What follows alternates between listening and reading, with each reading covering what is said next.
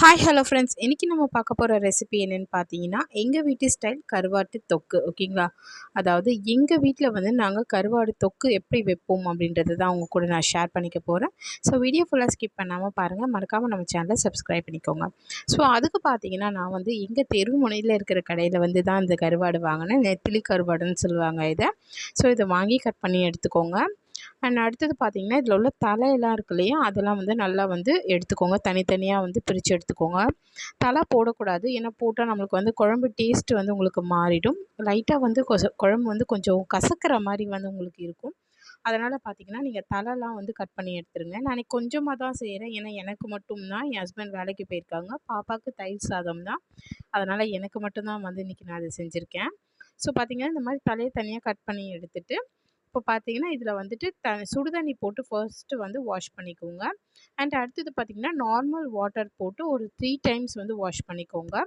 இது நல்லா வாஷ் பண்ணி எடுத்துக்கோங்க. அப்போ தான் பார்த்தீங்கன்னா, உங்களுக்கு வந்து அதில் இருக்கிற அந்த கவுச்சி ஸ்மெல் வந்து போகும். இல்லைன்னா ஒரு சில பேருக்கு ரொம்ப கவுச்சியாக இருந்தால் சாப்பிட பிடிக்காது இல்லையா? ஸோ அந்த மாதிரி இருக்கிறதுல அதுவும் இல்லாமல் இதில் கருவாட்டில் பார்த்தீங்கன்னா, நிறைய மண் இதெல்லாம் இருக்கும். ஸோ வந்து இதெல்லாம் வந்து இந்த மாதிரி நீங்கள் வாஷ் பண்ணி எடுத்தால் தான் போகும். அதனால் பார்த்தீங்கன்னா, நல்லா வந்து வாஷ் பண்ணி எடுத்துக்கோங்க. ஸோ மறக்காமல் பார்த்தீங்கன்னா, ஒரு 4 முறை இல்லை 3 முறை பார்த்தீங்கன்னா, நார்மல் வாட்டரில், ஒரு முறை வந்து ஹாட் வாட்டரில் கண்டிப்பாக வந்து வாஷ் பண்ணி எடுத்துக்கோங்க. இப்போ நான் வாஷ் பண்ணி எடுத்துட்டேன்.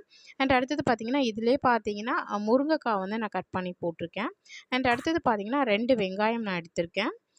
2 வெங்காயத்தை வந்து நல்லா வந்து பொடி பொடியாக வந்து கட் பண்ணி எடுத்துக்கோங்க. அடுத்தது பார்த்தீங்கன்னா, 2 தக்காளி. ஓகேங்களா? 2 தக்காளியும் பார்த்தீங்கன்னா, பொடி பொடியாக கட் பண்ணி எடுத்துக்கோங்க. கொஞ்சமாக வந்து பூண்டு எடுத்துக்கோங்க. அண்ட் அடுத்தது பார்த்தீங்கன்னா, புளி வந்து நான் இந்த அளவு வந்து புளி எடுத்து ஊற வச்சு வச்சுருக்கேன். ஓகேங்களா? இப்போ எப்படி செய்யறதுன்னு பார்க்கலாம். அதுக்கு பார்த்தீங்கன்னா, ஒரு பேனில் எண்ணெய் ஊற்றிக்கோங்க. எண்ணெய் நல்லா ஹீட் ஆனதும் பார்த்தீங்கன்னா, 1 ஸ்பூன் வந்து கடுகு ஆட் பண்ணிக்கோங்க. ஸோ கடுகு நல்லா வந்து படபடன்னு வெடியணும். ஸோ அந்த அளவு வந்து வெயிட் பண்ணுங்க. கடுகு வெடிச்சதுன்னு பார்த்தீங்கன்னா, நம்ம வந்து கட் பண்ணி வச்சுருக்கோம் இல்லையா, பூண்டு அது வந்து போட்டுக்கலாம். நீங்கள் வந்து பூண்டை வந்து தட்டி போட்டாலும் டேஸ்ட்டாக இருக்கும். நான் இன்றைக்கி தட்டி போடலை, அப்படியே தான் போட்டிருக்கேன். நீங்கள் தட்டியும் போட்டாலும் ரொம்ப டேஸ்ட்டாக இருக்கும். ஸோ அடுத்தது பார்த்தீங்கன்னா வந்துட்டு, இதிலே வந்து ஒரு கொத்து கருவேப்பிலை இலை போட்டுக்கோங்க. ஸோ நம்ம நான்வெஜ்ஜில் வந்து நீங்கள் கண்டிப்பாக வந்து கருவேப்பிலை இலை வந்து சேர்த்துக்கிறது ரொம்ப நல்லது. ஓகேங்களா? ஸோ வந்து கருவேப்பிலை ஃப்ளேவரும் பார்த்தீங்கன்னா, ரொம்ப நல்லாயிருக்கும். ட்ரை பண்ணி பாருங்கள். அண்ட் அடுத்தது பார்த்தீங்கன்னா, இதுலேயே வந்து வெங்காயம் நான் வந்து காட்டினேன் இல்லையா, அந்த சைஸில் தான் 2 வெங்காயம் வந்து நான் எடுத்திருக்கேன். இது பார்த்தீங்கன்னா, ஏன் ஒரு ஆளுக்கு தான் நான் சமைக்கிறேன்.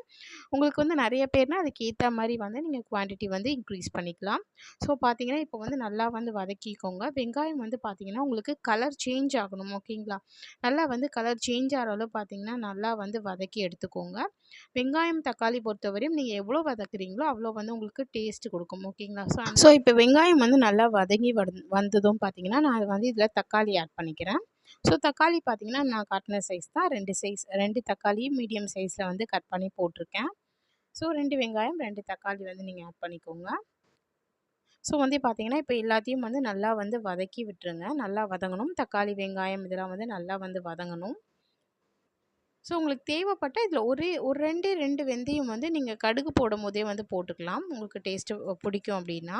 ஸோ பார்த்தீங்கன்னா, இப்போ வந்து நான் க்ளோஸ் பண்ணி நல்லா வந்து இதை வேக வச்சு எடுத்துட்டேன். இப்போ பார்த்தீங்கன்னா வந்து நல்லா வந்து இதை வதக்கிக்கிறேன்.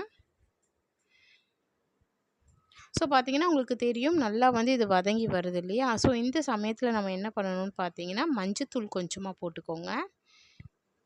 அண்ட் அடுத்தது பார்த்தீங்கன்னா, வீட்டில் அரைச்ச மிளகாய் தூள் வந்து நான் ஆட் பண்ணிக்கிறேன். கடை மிளகாய் தூள் இருந்தால் ஆட் பண்ணிக்கோங்க. அப்படி இல்லைனா வீட்டில் அரைச்சது இருந்தால் வீட்டில் இருக்கிறது வந்து நான் வந்து 1 டேபிள் ஸ்பூன் வந்து ஆட் பண்ணியிருக்கேன். நீங்கள் வந்து பார்த்தீங்கன்னா, உங்கள் காரத்துக்கு ஏற்ற மாதிரி வந்து நீங்கள் கூட குறைச்சல் வந்து ஆட் பண்ணிக்கலாம். ஸோ உப்பு பார்த்தீங்கன்னா, கருவாட்டு குழம்ப பொறுத்தவரையும் பார்த்து போடுங்க. ஏன்னா வந்து கருவாட்டிலே உப்பு இருக்கும். அதனால் வந்து அதிகமாக போட்டுறாதீங்க. நம்ம லாஸ்ட்டில் செக் பண்ணி பார்த்துட்டு கூட வந்து உப்பு வந்து போட்டுக்கலாம். அதிகமாகிடுச்சுன்னா நம்ம ஒன்றும் பண்ண முடியாது. டேஸ்ட் உங்களுக்கு மாறிடும். ஸோ இப்போ பார்த்தீங்கன்னா, மிளகாத்தூள் போட்டு நல்லா வந்து வதக்கிருங்க.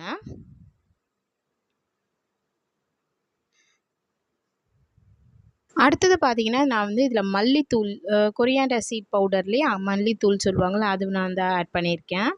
அது வந்து சும்மா கொஞ்சமாக ஒரு ஒரு 1/2 ஸ்பூன் கொஞ்சமாக வந்து ஆட் பண்ணியிருக்கேன். இது ஏன்னு சொல்லி பார்த்தீங்கன்னா, இது வந்து குழம்புக்கு வந்து திக்னஸ் கொடுக்கும். அதுக்காக தான் அதை ஆட் பண்ணுறது. ஸோ வந்து இதை நான் இப்போ பார்த்தீங்கன்னா ஆட் பண்ணிட்டேன். அண்ட் அடுத்தது பார்த்தீங்கன்னா வந்துட்டு, நான் வந்து இதில் வந்து கட் பண்ணி வச்சுருக்கிற முருங்கைக்காவும், நம்ம தலை கிள்ளி வச்சுருக்கோம் இல்லையா கருவாடும், நெத்திலி கருவாடும் பார்த்தீங்கன்னா, இதை ஆட் பண்ணியிருக்கேன். ஸோ முருங்கைக்காய் பார்த்தீங்கன்னா ஆப்ஷனல் தான். உங்க கிட்ட இருந்தா போட்டுக்கலாம். அப்படி இல்லன்னா நீங்க வந்து வெறும் கருவாடு வச்சே வந்து இது செய்யலாம். நல்லாருக்கும். ஸோ பார்த்தீங்கன்னா, எதுக்கு நான் இப்போ போடுறேன்னா, அந்த மசாலாலாம் வந்து அந்த கருவாட்டுல முருங்கைக்காலலாம் இறங்குனா சாப்பிடும்போது டேஸ்ட்டு நல்லாயிருக்கும். ஸோ அதனால தான் வந்து பார்த்தீங்கன்னா, நான் ஃபர்ஸ்ட்டே வந்து தக்காளி, வெங்காயம்லாம் வதக்கும்போதே வந்து இத போட்டு வதக்கி, இத வந்து மூடி வச்சு அட்லீஸ்ட் ஒரு 5 நிமிஷமாச்சும் பார்த்தீங்கன்னா, இத வந்து நீங்க நல்லா வந்து வேக வச்சு எடுத்துக்கோங்க. அப்பதான் வந்து அந்த மசாலாலாம் பார்த்தீங்கன்னா, அந்த கருவாடு, முருங்கைக்காக்குள்ளலாம் வந்து இறங்கும். பார்த்தீங்கன்னா 5 நிமிஷம் ஆயிடுச்சு. இப்போ வந்து நம்ம வந்து கரைச்சு வச்சிருக்க புளி தண்ணி இருக்கு இல்லையா? அத வந்து இதில ஆட் பண்ணிக்கிறேன். ஸோ புளி தண்ணி வந்து ஆட் பண்ணிக்கோங்க. புளிப்பு வந்து உங்களுக்கு ஏத்தா மாரி வந்து ஆட் பண்ணிக்கோங்க. ஸோ இப்போ பார்த்தீங்கன்னா, நான் வந்து புளி தண்ணி ஆட் பண்ணிட்டேன். இது வந்து 2 விதமா நம்ம யூஸ் பண்ணலாம். அதாவது உங்களுக்கு குழம்பா வேணும் அப்டின்னா வந்துட்டு, நீங்க கொஞ்சம் தண்ணி எக்ஸ்ட்ரா ஆட் பண்ணிட்டு, ஒரு கொதி வந்ததும் நீங்க வந்து அதாவது நல்லா கொதி வரணும். கருவாடு வேகணும் இல்லையா? ஸோ வந்து கருவாடு முருங்காலாம் வேகணும் இல்லையா? ஸோ அந்த கொதி வந்ததும் நீங்க இறக்கிடலாம். உங்களுக்கு வந்து இப்படி தொக்கா வேணும் அப்படின்னா, நீங்க நல்லா சுண்ட விட்டீங்க அப்படின்னா வந்து உங்களுக்கு தொக்கா வந்து கிடைக்கும். இது 2 இன் 1 குழம்பு அப்படின்னு சொல்லலாம். இது பார்த்தீங்கன்னா, சாதத்தோட சாப்பிட்றதுக்கு ரொம்ப நல்லாயிருக்கும். டிஃபனோடையும் பார்த்தீங்கன்னா, சும்மா யம்மியா இருக்கும். ஸோ கண்டிப்பா வந்து ட்ரை பண்ணி பாருங்க. ரொம்ப சிம்பிள் தான். நம்ம வீட்ல உள்ள பொருள் வச்சு செய்றது தான். ஸோ இப்போ பார்த்தீங்கன்னா, நான் வந்து மூடி வச்சு நல்லா வந்து கொஞ்சம் சுண்ட வச்சு எடுத்துக்கிட்டேன் இது. எனக்கு வந்து கொஞ்சம் எனக்கு வந்து நான் ஒரு ஆள் தானே சாப்பிட்றேன். அதனால வந்து எனக்கு வந்து கொஞ்சம் வந்து தொக்கா இருந்தா ஓகேவா இருக்கும் அப்படின்னு சொல்லி தோணுச்சு. அதனால நான் தொக்கா வந்து ரெடி பண்ணிட்டேன். ஸோ அவ்வளோதான் ஃப்ரெண்ட்ஸ், முடிஞ்சு போச்சு. ரெசிபி எப்படி இருந்துச்சு அப்படின்றத மறக்காம கமெண்ட் பாக்ஸ்ல சொல்லுங்க. மறக்காம நம்ம சேனல லைக் பண்ணிக்கோங்க, ஷேர் பண்ணிக்கோங்க, சப்ஸ்கிரைப் பண்ணிக்கோங்க.